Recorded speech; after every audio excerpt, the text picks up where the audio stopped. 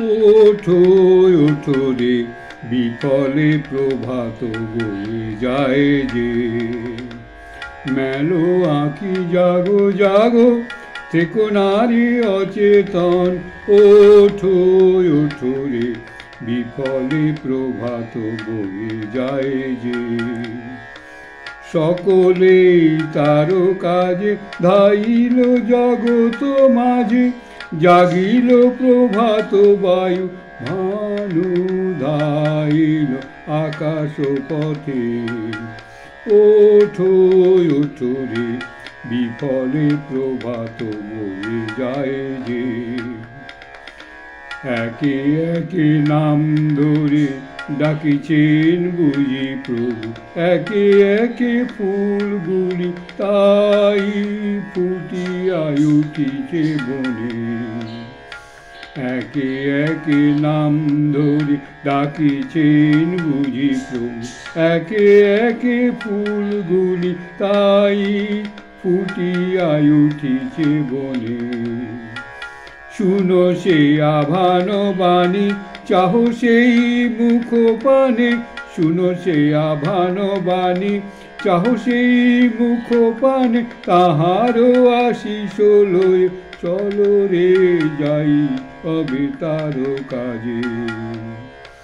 ওঠো ওঠো রে বিফলে প্রভাত বয়ে যায় যে।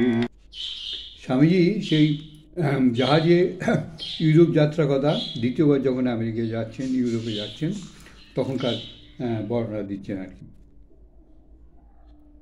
জাহাজ তো রেড সি মানে লোহিত সাগর বলে, জাহাজ তো রেড সির মধ্যে দিয়ে যাচ্ছে। পাদ্রী বললেন, এই হলো রেড সি। ইহুদিনিতা মুসা সদর বলে পদব্রজে পার হয়েছিলেন, আর তাদের ধরে নিয়ে যাবার জন্য মিশরি বাদশাহ ফেরো যে ফৌজ পাঠিয়েছিলেন, তারা কাদায় রথচক্র ডুবে কর্ণের মতন আটকে জলে ডুবে মারা গেল। পাদ্রী আরও বললেন যে একথা এখন আধুনিক বিজ্ঞান যুক্তি দ্বারা প্রমাণ হতে পারে। এখন সব দেশে ধর্মের আজগুবিগুলি বিজ্ঞানের যুক্তি দিয়ে প্রমাণ করবার একটা ঢেউ উঠেছে। স্বামীজি শুনছেন কথা? এখন হয়েছে কি,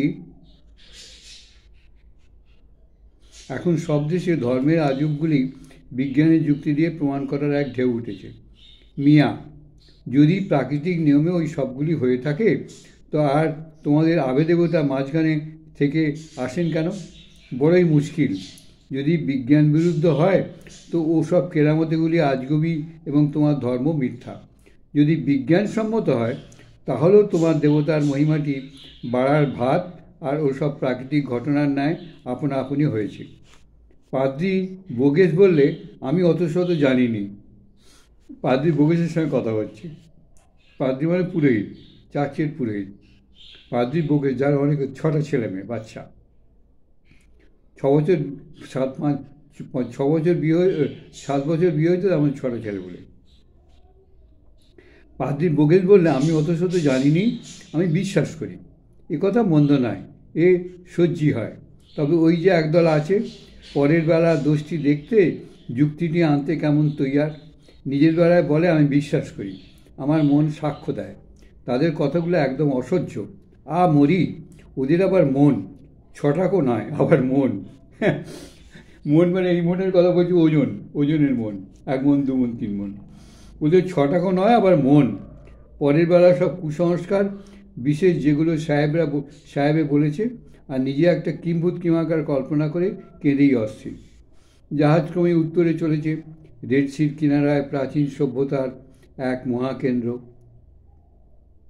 ওই ওপারে আরবের মরুভূমি, এপারে মিশর। এই সেই প্রাচীন মিশর।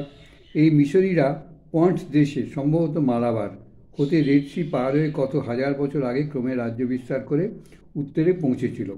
এদের আশ্চর্য শক্তি বিস্তার, রাজ্য বিস্তার ও সভ্যতা বিস্তার। দেখুন, স্বামীজি বললাম তো, স্বামীজি পড়লে আপনি ইতিহাস সম্বন্ধে একদম কণ্ঠস্থ হয়ে যাবেন, ভুলবেন না। স্বামীজি যেভাবে ইতিহাস পড়াচ্ছেন বা বলছেন, এই ইতিহাস আর ভোলা যাবে না, একদম প্রাণের মধ্যে ঢুকে যায়। যবনেরা এদের শিষ্য।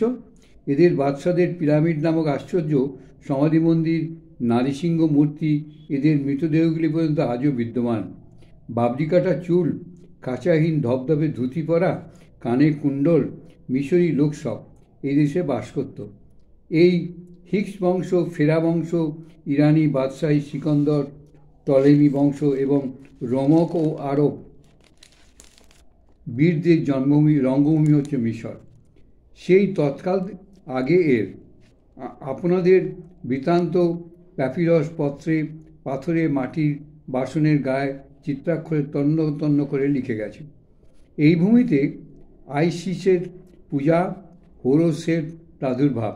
এই প্রাচীন মিশরীদের মতে মানুষ মেলে তার সাক্ষ্য শরীর, মানুষ মোলে তার সূক্ষ্ম শরীর বেরিয়ে বেড়ায়, কিন্তু মৃতদেহের কোনো অনিষ্ট হলেই সূক্ষ্ম শরীরে আঘাত লাগে। তাই মৃত শরীরের ধ্বংস হলেই সূক্ষ্ম শরীরের একান্ত নাশ। তাই শরীর রাখবার এত যত্ন। দেখছেন, হাজার হাজার বছর আগে পিরামিডের তলায় এমনভাবে সব রেখেছে, সেই শরীরগুলো সব এখনও ঠিক আছে। শুকিয়ে গেছে বটে, পাথর হয়ে যায়, শরীর ঠিক আছে। তাই রাজা বাদশারা পিরামিড কত কৌশল, কি পরিশ্রম, সবই আহা বিফল। ওই পিরামিড খুঁড়ে নানা কৌশলে রাস্তা রহস্য ভেদ করে রত্নলোভে দস্যুরা যে রাজ শরীর চুরি করেছে। আজ নয়, প্রাচীন মিশরীরা নিজেরাই করেছে। 500-700 বছর আগে এই সকল শুকনো মরা ইহুদি ও আরবেরা ডাক্তাররা মৌষধি জ্ঞানে ইউরোপ শুদ্ধ রোগীকে খাওয়াতো। এখনও বোধহয় ইউনানি হাকিমের আসল মামিয়া ওই যে মামিয়া বলে হাকিমরা বিক্রি করে, ওই ওদের মমির অংশ বোধহয়, স্বামী সেটা বলছেন। এই মিশরে টলেমি বাদশার সময় সম্রাট ধর্মাশোক ধর্মপ্রচারক পাঠান। তারা ধর্মপ্রচার করত, রোগ ভালো করত, নিরামিষ খেত, বিবাহ করত না, সন্ন্যাসী শিষ্য করত। তারা নানা সম্প্রদায় সৃষ্টি করলে থেরাপিড, অশিসিনী, মানিকি ইত্যাদি, যা হতে বর্তমান খ্রিস্টান ধর্মের সমুদ্ভব। এই মিশররাই টলেমির রাজত্বকালে সর্ববিদ্যার আখর হয়ে উঠেছিল।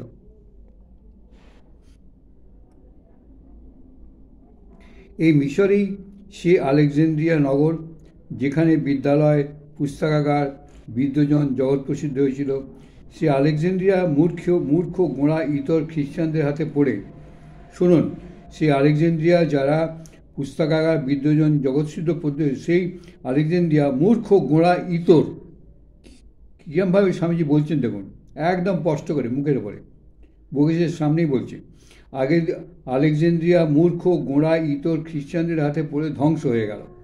পুস্তকালয় ভস্মরাশি হলো, বিদ্যার সর্বনাশ হলো। শেষে বিদেশী নারীকে খ্রিস্টানরা নিহত করে, তার নগ্ন দেহ রাস্তায় রাস্তায় সকল প্রকার বিভৎস অপমান করে টেনে বেড়ায়। অস্থি হতে টুকরো টুকরো মাংস আলাদা করে ফেলেছিল। আর দক্ষিণে বীরপুরুষ আরবের মরুভূমি, কখনো আলখাল্লা ঝোলানো পশমের গোছা দড়ি দিয়ে একখানা মস্ত রুমাল মাথায় আটা। বুদ্ধু আরব দেখেছ?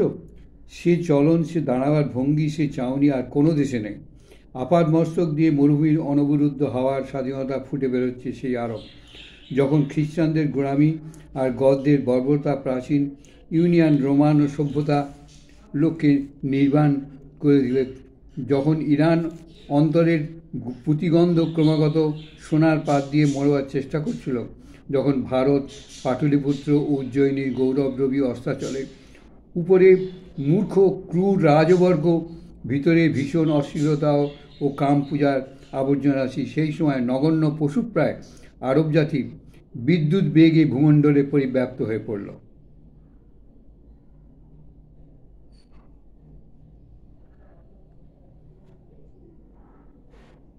ইতিহাস শুনছেন? এই হচ্ছে খাঁটি ইতিহাস। আপনি পড়বেন, স্বামীজি তো আর আকাশ থেকে বলেননি, ইতিহাস থেকেই বলেছেন, কম্পাইলেশন করে। বুঝতে পারছেন? এই যে আমি প্রায় আমার 1200-র ওপরে প্রতিবেদন হয়ে গেছে। এখন আমি মাঝে মাঝে অবাক হয়ে ভাবি যে এই প্রতিবেদন করলাম কী করে, 1200 প্রতিবেদন।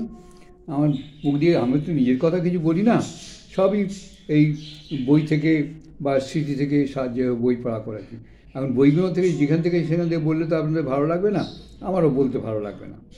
তো কিন্তু আমি প্রতিদিন ভালোও লাগে, আর আমার প্রতিদিন সেসব জোগাড় হয়ে যায়। তো এইগুলো সম্ভব হয়েছে, আমি আজ 40 বছর ধরে এইসব পড়াশোনা নিয়ে থাকি। মানে খুব পড়াশোনা করি। মানে আমি দেখেছি আজকাল পড়াশোনা কেউ করেই না। বই সব ঘরে সাজানো হয়েছে অনেকের বাড়িতে, কিন্তু বই কেউ পড়েনি। আমার পাশে একজন ছিলেন, ভদ্রলোক মারা গেছেন, দিয়েছেন জ্ঞানবাবু বলে। তারপরে এই 5খানা আলমারি ভর্তি বই, কমপ্লিট শরৎচন্দ্র, রবীন্দ্রনাথ, বিভূতিভূষণ, আরও অনেক অনেক বই। বইগুলো উনি পড়েন না, কিন্তু ওই সব বই কিনে সাজিয়ে রেখেছেন। আমি গিয়ে প্রচুর বই পড়েছি ওনার ওখান থেকে। আমার পড়ার একটা, এটা কিন্তু আমার পড়া শুরু হয়েছে কিন্তু আমার 1970 সাল থেকে। তার আগে আমি পড়াশোনা একদম করতাম না। আজকে 1970-তে, আজকে 2024 হয়ে গেল, এখনও কন্টিনিউয়াস পড়াশোনা করে যাচ্ছি। এই পড়াশোনার ফল। তো স্বামীজি তো আমার মতন ছিলেন না।